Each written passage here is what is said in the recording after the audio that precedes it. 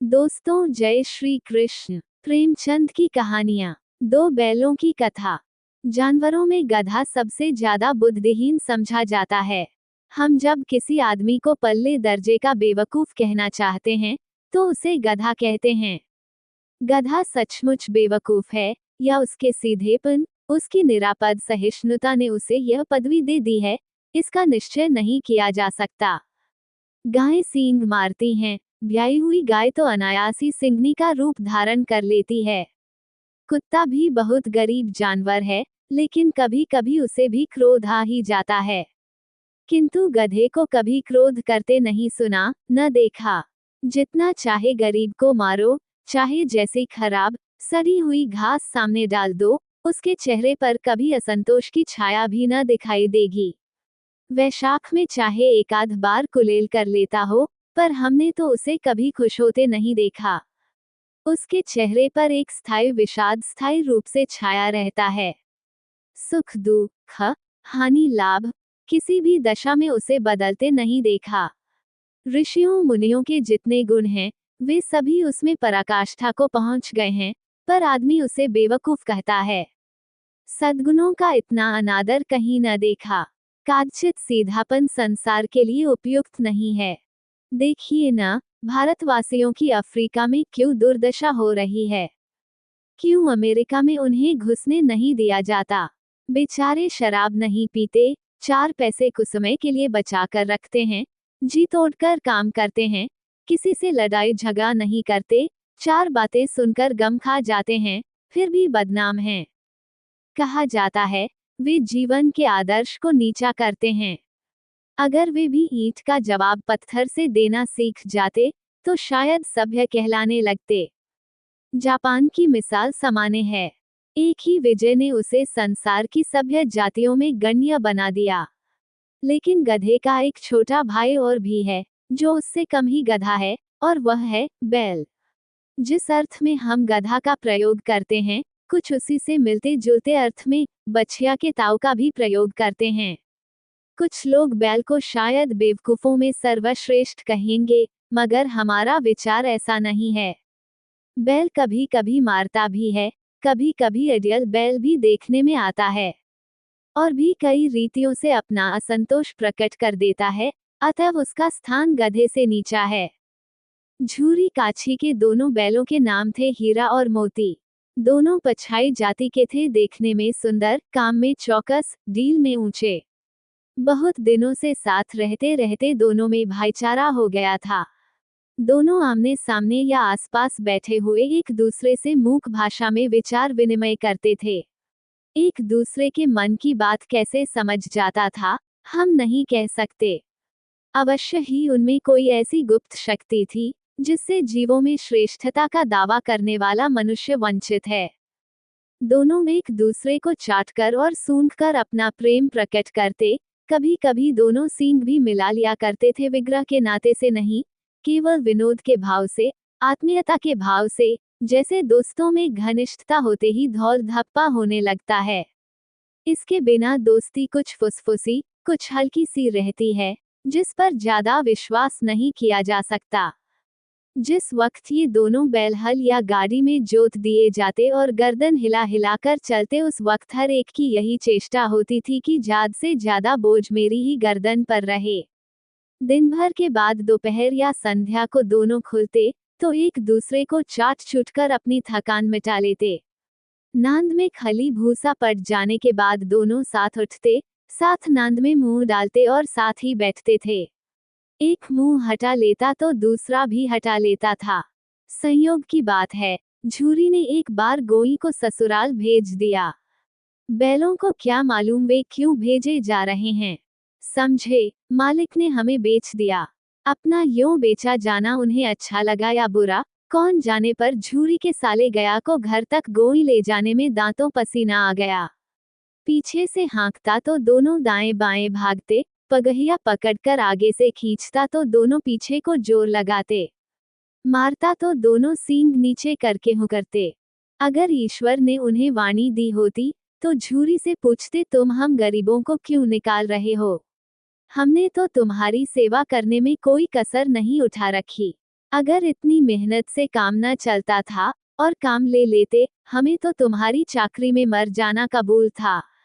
हमने कभी दाने चारे की शिकायत नहीं की। तुमने जो कुछ खिलाया वह सिर झुकाकर खा लिया, फिर तुमने हमें इस जालिम के हाथों क्यों बेच दिया। संध्या समय दोनों बैल अपने नए स्थान पर पहुंचे। दिन भर के भूखे थे, लेकिन जब नांद में लगाए गए तो एक ने भी उसमें मुंह न डाला। दिल भारी हो रहा था। जिसे उन्होंने अपना घर समझ रखा था, वह आज उनसे छूट गया था। यह नया घर, नया गांव, नए आदमी उन्हें बेगानों से लगते थे। दोनों ने अपनी मूक भाषा में सलाह की, एक दूसरे को कनखियों से देखा और लेट गए। जब गांव में सोता पड़ गया तो दोनों ने जोर मारकर पगहे तुड़ा डाले और घर की तरफ चले।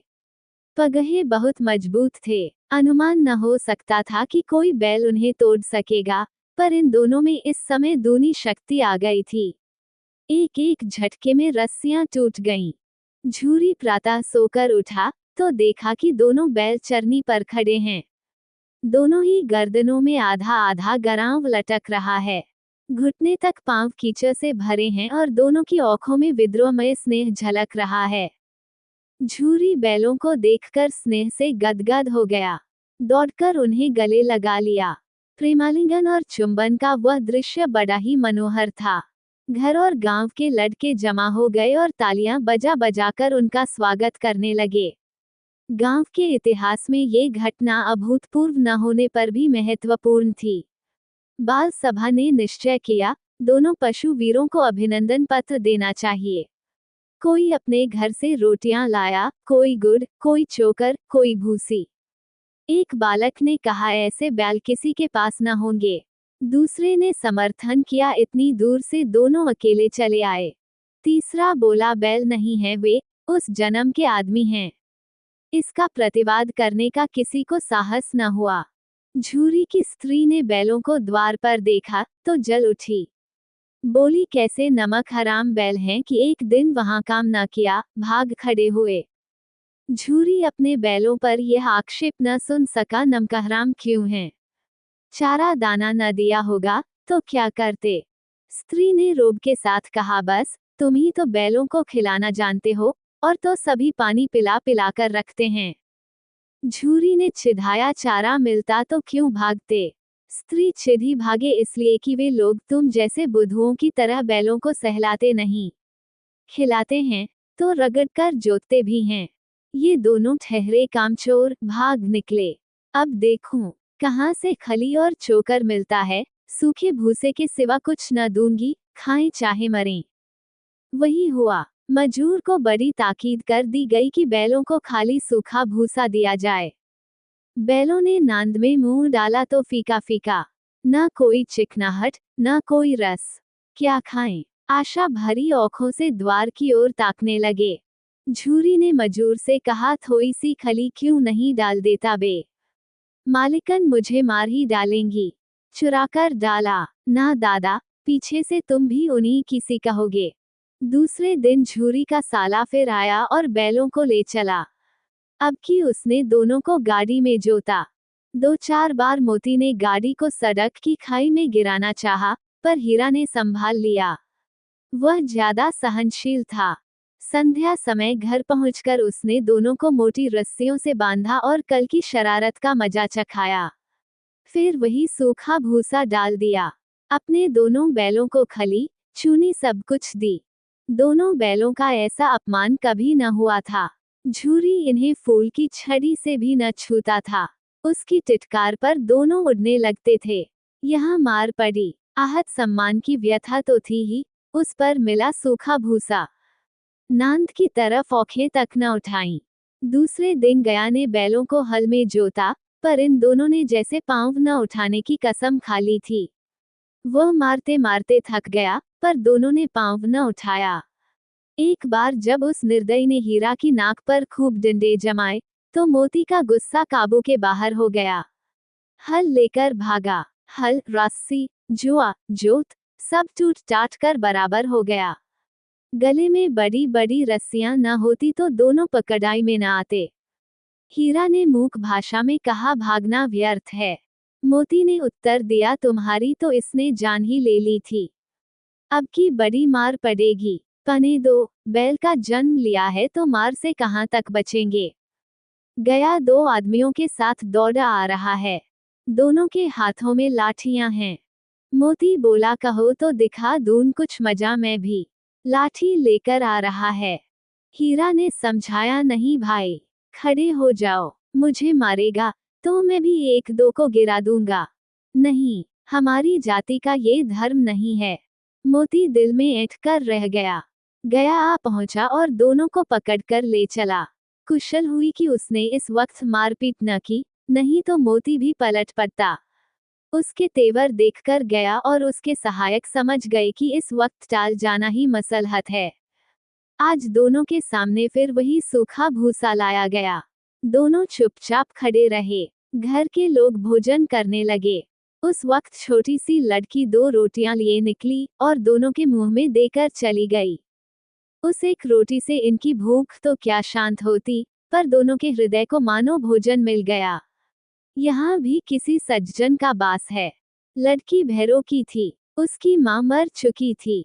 सौतेली माँ मारती रहती थी, इसलिए इन बैलों से उसे एक प्रकार की आत्मीयता हो गई थी। दोनों दिन भर जोते जाते, डंडे खाते, अदते। शाम को थान पर बांध दिए जाते और रात को वही बालिका उन्हें 2 रोटियां खिला जाती। प्रेम के इस प्रसाद की यह बरकत थी कि 2-2 गाल सूखा भूसा खाकर भी दोनों दुर्बल न होते थे, मगर दोनों की आंखों में, रोम रोम में विद्रोह भरा हुआ था। एक दिन मोती ने मूक भाषा में कहा, अब तो नहीं सहा जाता हीरा। क्या करना चाहते हो? एक आध को सीगों पर उठाकर फेंक दूंगा। लेकिन जानते हो, वह प्यारी लड़की, जो हमें रोटियां खिलाती है, उसी की लड़की है, जो इस घर का मालिक है। ये बेचारी अनाथ न हो जाएगी तो मालकिन को न फेंक दूं। वही तो उस लड़की को मारती है। लेकिन औरत जात पर सींग चलाना मना है, ये भूले जाते हो। तुम तो किसी तरह निकलने ही नहीं देते। बताओ, तुड़ाकर भाग चलें? हाँ, यह मैं स्वीकार करता, लेकिन इतनी मोटी रस्सी टूटेगी कैसे? इसका उपाय है। पहले रस्सी को थोड़ा सा चबा लो, फिर एक झटके में जाती है। रात को जब बालिका रोटियां खिलाकर चली गई, दोनों रस्सियां चबाने लगे, पर मोटी रस्सी मुंह में न आती थी। बेचारे बार बार जोर लगाकर रह जाते थे। सहसा घर का द्वार खुला और वही बालिका निकली। दोनों सिर झुकाकर उसका हाथ चाटने लगे। दोनों की पूंछें खड़ी हो गईं। उसने उनके माथे सहलाए और बोली, खोले देती हूँ, चुपके से भाग जाओ, नहीं तो यहाँ लोग मार डालेंगे। आज घर में सलाह हो रही है कि इनकी नाकों में नाथ डाल दी जाए। उसने गराम खोल दिया, पर दोनों चुपचाप खड़े रहे। मोती ने अपनी भाषा में पूछा, अब चलते क्यों नहीं? हीरा ने कहा, चले तो, लेकिन कल इस अनाथ पर आफत आएगी, सब इसी पर संदेह करेंगे। सहसा बालिका चिल्लाई, दोनों फूफा वाले बैल भागे जा रहे हैं। ओ दादा, दोनों बैल भागे जा रहे हैं, जल्दी दौड़ो। गया हड़बड़ाकर भीतर से निकला और बैलों को पकड़ने चला। वे दोनों भागे। गया ने पीछा किया, और भी तेज हुए। गया ने शोर मचाया, फिर गांव के कुछ आदमियों को भी साथ लेने के लिए लौटा। दोनों मित्रों को भागने का मौका मिल गया। सीधे दौड़ते चले गए, यहाँ तक कि मार्ग का ज्ञान न रहा। जिस परिचित मार्ग से आए थे, उसका यहाँ पता न था। नए नए गांव मिलने लगे। तब दोनों एक खेत के किनारे खड़े होकर सोचने लगे, अब क्या करना चाहिए। हीरा ने कहा, मालूम होता है, राह भूल गए। तुम भी बेतहाशा भागे, वहीं उसे मार गिराना था। उसे मार गिराते तो दुनिया क्या कहती। वो अपना धर्म छोड़ दे, लेकिन हम अपना धर्म क्यों छोड़ें? दोनों भूख से व्याकुल हो रहे थे। खेत में मटर खड़ी थी, चरने लगे। रह रहकर आहट ले लेते थे, कोई आता तो नहीं है। जब पेट भर गया, दोनों ने आजादी का अनुभव किया, तो मस्त होकर उछलने कूदने लगे। पहले दोनों ने डकार ली, फिर सींग मिलाए और एक दूसरे को ठेलने लगे। मोती ने हीरा को कई कदम हटा दिया, यहाँ तक कि वह खाई में गिर गया। तब उसे भी क्रोध आया। संभल कर उठा और फिर मोती से भिड़ गया। मोती ने देखा खेल में झगा हुआ चाहता है, तो किनारे हट गया। अरे, यह क्या, कोई सांड दौड़ता चला आ रहा है। हाँ, सांड ही है। वह सामने आ पहुंचा। दोनों मित्र बगले झांक रहे हैं। सांड पूरा हाथी है। उससे भिड़ना जान से हाथ धोना है, लेकिन न भिड़ने पर भी जान बचती नहीं नजर आती। इन्हीं की तरफ आ भी रहा है। कितनी भयंकर सूरत है। मोती ने मूक भाषा में कहा, बुरे फंसे। जान बचेगी, कोई उपाय सोचो। हीरा ने चिंतित स्वर में कहा, अपने घमंड से फूला हुआ है। आरजू विनती न सुनेगा। भाग क्यों न चलें? भागना कायरता है। तो फिर यहीं मरो। बंदा तो 9 2 11 होता है। और जो दो आए, तो फिर कोई उपाय सोचो, जल्द। उपाय यही है कि उस पर दोनों जने एक साथ चोट करें। मैं आगे से रगेदता हूँ, तुम पीछे से रगेदो, दोहरी मार पड़ेगी, तो भाग खड़ा होगा। मेरी ओर झपटे, तुम बगल से उसके पेट में सींग घुसट देना। जान जोखिम है, पर दूसरा उपाय नहीं है। दोनों मित्र जान हथेलियों पर लेकर लपके। सांड को भी संगठित शत्रुओं से लड़ने का तजर्बा न था। वह तो एक शत्रु से मल्लयुद्ध करने का आदी था। ज्यों ही हीरा पर झपटा, मोती ने पीछे से दौड़ाया। सांड उसकी तरफ मुड़ा, तो हीरा ने रगेदा। सांड चाहता था कि एक एक करके दोनों को गिरा ले, पर ये दोनों भी उस्ताद थे। उसे वह अवसर न देते थे। एक बार सांड झल्लाकर हीरा का अंत कर देने के लिए चला कि मोती ने बगल से आकर पेट में सींग भोंक दी। सांड क्रोध में आकर पीछे फिरा तो हीरा ने दूसरे पहलू में सींग भोंक दिया। आखिर बेचारा जख्मी होकर भागा और दोनों मित्रों ने दूर तक उसका पीछा किया। यहाँ तक कि सांड बेदम होकर गिर पड़ा। तब दोनों ने उसे छोड़ दिया। दोनों मित्र विजय के नशे में झूमते चले जाते थे। मोती ने अपनी सांकेतिक भाषा में कहा, मेरा तो जी चाहता था कि बच्चा को मार ही डालूं। हीरा ने तिरस्कार किया, गिरे हुए बैरी पर सींग न चलाना चाहिए। ये सब ढोंग है। बैरी को ऐसा मारना चाहिए कि फिर न उठे। अब घर कैसे पहुंचेंगे, वह सोचो। पहले कुछ खा लें, तो सोचें। सामने मटर का खेत था ही। मोती उसमें घुस गया। हीरा मान करता रहा, पर उसने एक न सुनी। अभी 2 4 ग्रास खाए थे कि 2 आदमी लाठियां लिए दौड़ पड़े और दोनों मित्रों को घेर लिया। हीरा तो मेड़ पर था, निकल गया। मोती सींचे हुए खेत में था। उसके खुर कीचड़ में धंसने लगे। न भाग सका, पकड़ लिया। हीरा ने देखा, संगी संकट में है, तो लौट पड़ा। फंसेंगे तो दोनों फंसेंगे। रखवालों ने उसे भी पकड़ लिया। प्रातःकाल दोनों मित्र कांजी हाउस में बंद कर दिए गए। दोनों मित्रों को जीवन में पहली बार ऐसा साबिका पड़ा कि सारा दिन बीत गया और खाने को एक तिनका भी न मिला। समझ ही में न आता था, ये कैसा स्वामी है। इससे तो गया फिर भी अच्छा था। यहाँ कई भैंसें थीं, कई बकरियां, कई घोड़े, कई गधे, पर किसी के सामने चारा ना था। सब जमीन पर मुर्दों की तरह पड़े थे। कई तो इतने कमजोर हो गए थे कि खड़े भी नहीं हो सकते थे। सारा दिन दोनों मित्र फाटक की ओर टकटकी लगाए ताकते रहे, पर कोई चारा लेकर आता न दिखाई दिया। तब दोनों ने दीवार की नमकीन मिट्टी चाटनी शुरू की, पर इससे क्या तृप्ति होती। रात को भी जब कुछ भोजन न मिला, तो हीरा के दिल में विद्रोह की ज्वाला दहक उठी। मोती से बोला, अब तो नहीं रहा जाता मोती। मोती ने सिर लटकाए हुए जवाब दिया, मुझे तो मालूम होता है प्राण निकल रहे हैं। इतनी जल्द हिम्मत न हारो भाई। यहाँ से भागने का कोई उपाय निकालना चाहिए।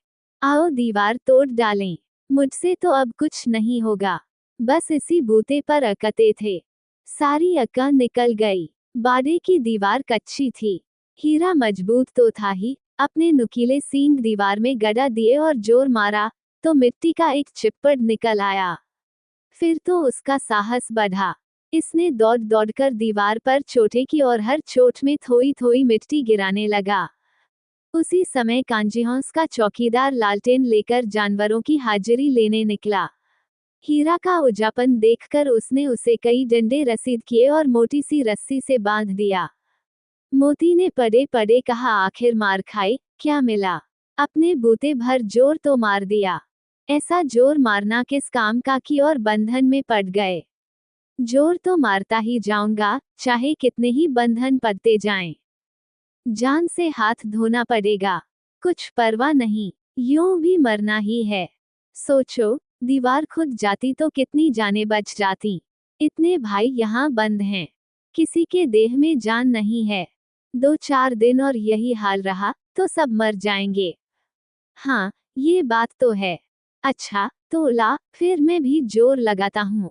मोती ने भी दीवार में उसी जगह सींग मारा।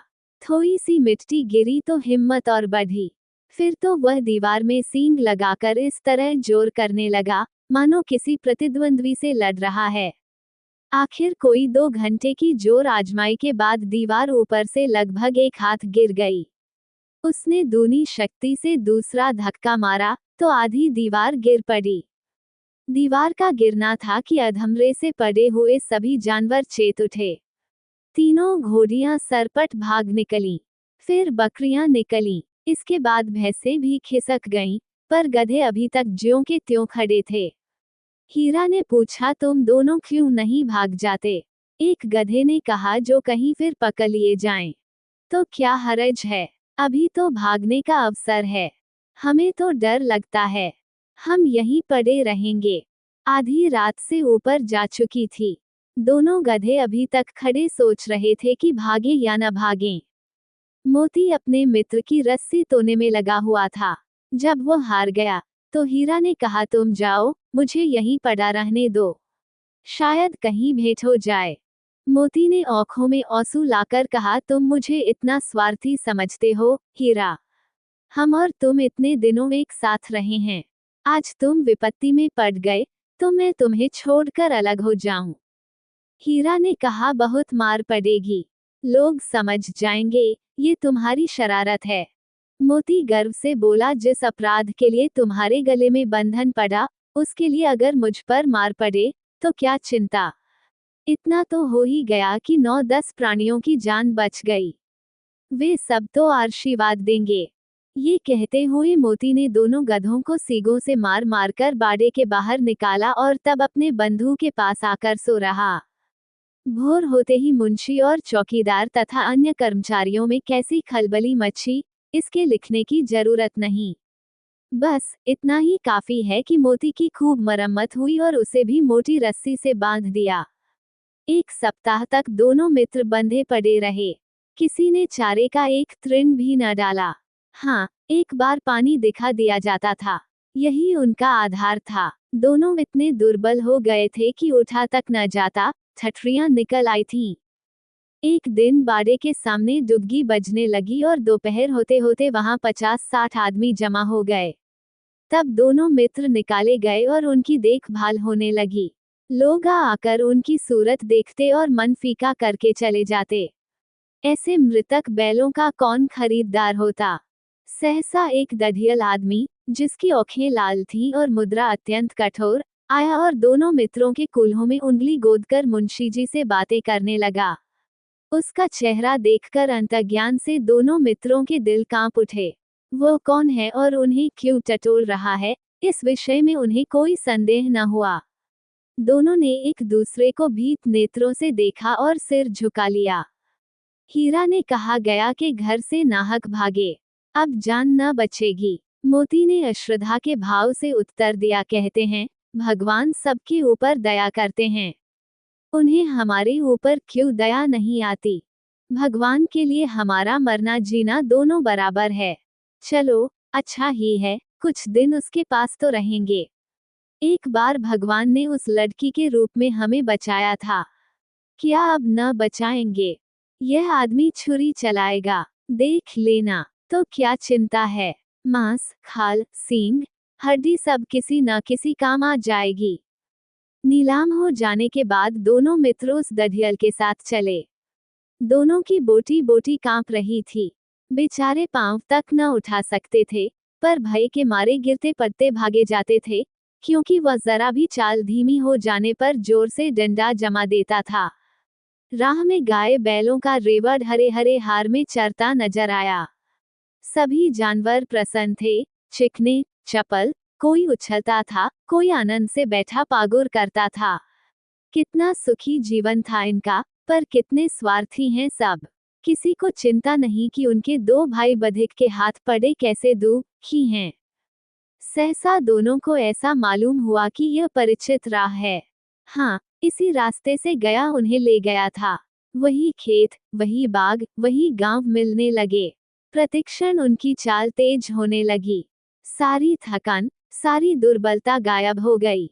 आह, ये लो, अपना ही हार आ गया। इसी कुएं पर हम पुर चलाने आया करते थे, यही कुआं है। मोती ने कहा हमारा घर नगीच आ गया। हीरा बोला भगवान की दया है। मैं तो अब घर भागता हूँ। ये जाने देगा, इसे मार गिरता हूँ। नहीं नहीं, दौड़कर थान पर चलो। वहां से हम आगे न जाएंगे। दोनों उन्मत्त होकर बछड़ों की भांति कुलेले करते हुए घर की ओर दौड़े। वह हमारा थान है। दोनों दौड़कर अपने थान पर आए और खड़े हो गए। दधियल भी पीछे पीछे दौड़ा चला आता था। झूरी द्वार पर बैठा धूप खा रहा था। बैलों को देखते ही दौड़ा और उन्हें बारी बारी से गले लगाने लगा। मित्रों की आंखों में आनंद के आंसू बहने लगे। एक झूरी का हाथ चाट रहा था। दधियल ने जाकर बैलों की रस्सियां पकड़ ली। झूरी ने कहा मेरे बैल हैं। तुम्हारे बैल कैसे? मैं मवेशी खाने से नीलाम लिए आता हूँ। मैं तो समझता हूँ चुराए लिए आते हो। चुपके से चले जाओ। मेरे बैल हैं। मैं बेचूंगा तो बिकेंगे। किसी को मेरे बैल नीलाम करने का क्या अख्तियार है? जाकर थाने में रपट कर दूंगा। मेरे बैल हैं। इसका सबूत यह है कि मेरे द्वार पर खड़े हैं। दधियल झल्लाकर बैलों को जबरदस्ती पकड़ ले जाने के लिए बढ़ा। उसी वक्त मोती ने सींग चलाया। दधियल पीछे हटा। मोती ने पीछा किया। दधियल भागा। मोती पीछे दौड़ा। गांव के बाहर निकल जाने पर वह रुका, पर खड़ा दधियल का रास्ता देख रहा था। दधियल दूर खड़ा धमकियां दे रहा था, गालियां निकाल रहा था, पत्थर फेंक रहा था। और मोती विजयी शूर की भांति उसका रास्ता रोके खड़ा था। गांव के लोग ये तमाशा देखते थे और हंसते थे। जब दधियल हार कर चला गया, तो मोती अकड़ता हुआ लौटा। हीरा ने कहा मैं डर रहा था कि कहीं तुम गुस्से में आकर मार न बैठो। अगर वह मुझे पकता, तो मैं भी मारे न छोड़ता। अब न आएगा, आएगा तो दूर ही से खबर लूंगा। देखूं, कैसे ले जाता है। जो गोली मरवा दे, मर जाऊंगा, पर उसके काम तो न आऊंगा। हमारी जान को कोई जान नहीं समझता, इसलिए कि हम इतने सीधे हैं। जरा देर में नांदों में खली, भूसा, चोकर और दाना भर दिया गया और दोनों मित्र खाने लगे। झूरी खड़ा दोनों को सहला रहा था और बीसों लड़के तमाशा देख रहे थे। सारे गांव में उत्साह सा मालूम होता था। उसी समय मालकिन ने आकर दोनों के माथे चूम लिए।